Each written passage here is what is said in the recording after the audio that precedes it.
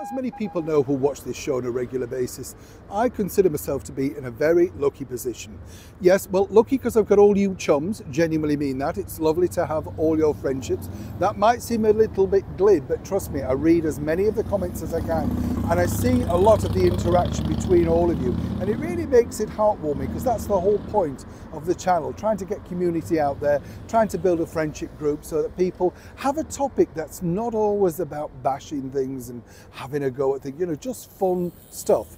Get the memory bank going. There's nothing like it, is there? Cheers you up, whether it's that bit of music, favourite piece of cake, you know what I'm saying, or indeed just a cup of tea, wallowing in nostalgia. People say you should never look back.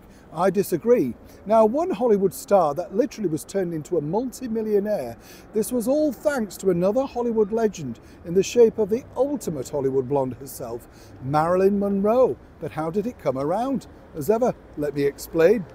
Morning, lovely. Nice to see you. You're right. Thank you so much for taking the time out, as ever. Hollywood is a golden moment, isn't it, when you think, as I say, I've been lucky enough to interview so many wonderful stars of that era. And when you find out about that era, you know, the big thing that really kept coming back to me was they weren't really that well paid.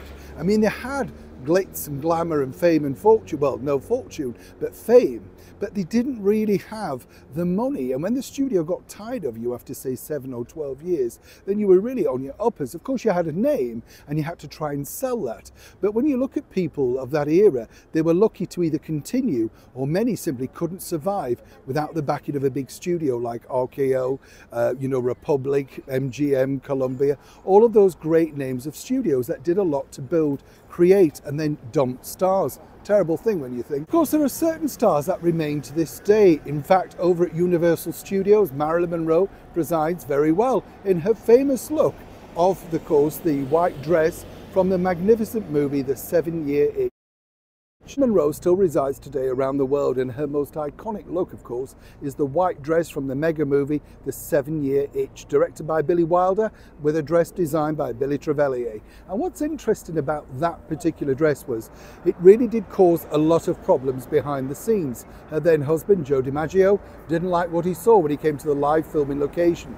Even Billy Wilder confirmed all of that when we met all those years ago outside the National Theatre. A marvellous storyteller, a marvellous genius at filmmaking.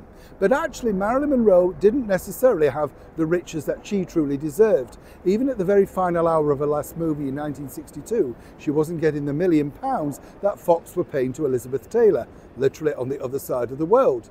But Marilyn's images live on, possibly far stronger than Dame Elizabeth. And one lady who decided to capitalise on that was none other than a good friend of mine, the late and talented Debbie Reynolds.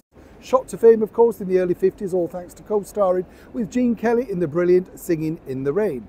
And what was interesting about this was, latter partly in her career, she did lose a lot of money, mainly thanks, as she pointed out to me, to some terrible choices in husbands. But she clawed it back, because as the studios were falling apart in the late 60s and early 70s, she bought a lot of props, including the now infamous white dress worn by Marilyn in that film. And she told me that point blank, without a shadow of a doubt, Marilyn made her a multi-millionairess, simply because by the time that she decided to sell it, it had become a collector's piece. She had many others, of course, along the way. And the dress went for literally millions, literally. She couldn't believe it. She said, you know, when she bought the stuff, she never thought that people really were that interested in nostalgia. Her idea, as we know, was to open her own museum and go down that route. Then she realized the value of what she got. Judy Garland's red slippers, for instance, that sort of stuff. At that point, they were just simply going to chuck them out. Can you imagine that now? So all thanks to another Hollywood legend, Debbie Reynolds confirmed to me that she was able at least to enjoy a better quality of life, all thanks to a lady she'd only really briefly met from time to time on the Hollywood circle. And as she also pointed out, let's not forget the designer and, of course, the movie itself shaped the way that we remember such an iconic moment.